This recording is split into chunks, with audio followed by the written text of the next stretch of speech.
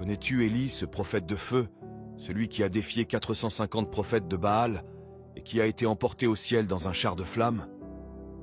Élie fut choisi par Dieu pour une mission courageuse. Confronter le roi Achab et tout Israël, un peuple qui avait tourné le dos à Dieu pour se prosterner devant des idoles. Avec autorité, Élie annonça une sécheresse dévastatrice, un jugement pour réveiller les cœurs endormis. Mais même dans cette épreuve, Dieu prit soin de lui. Il lui donna l'eau d'un ruisseau et envoya des corbeaux porter pain et viande. À Tsarpat, Élie fut un instrument de miracle.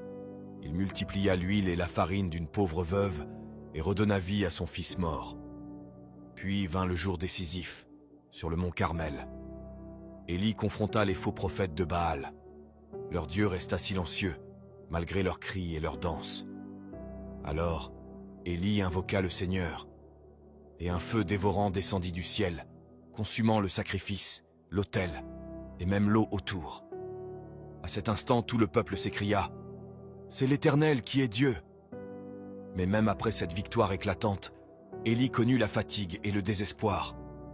Pourchassé par Jézabel, il s'enfuit dans le désert, désespéré au point de vouloir mourir.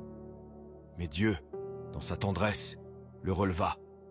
Il le nourrit et le conduisit jusqu'au mont Horeb, là où Moïse avait entendu la voix de Dieu. Élie ne trouva pas Dieu dans le feu ni dans le vent, mais dans un murmure doux et léger. Avant de quitter cette terre, Élie transmit son manteau prophétique à Élisée, et dans un moment glorieux, il fut emporté au ciel dans un char de feu, témoin de la puissance et de la fidélité de Dieu. L'histoire d'Élie nous enseigne que, peu importe nos combats ou nos faiblesses, Dieu ne nous abandonne jamais. Il est le feu qui consume nos doutes et le souffle qui restaure nos forces.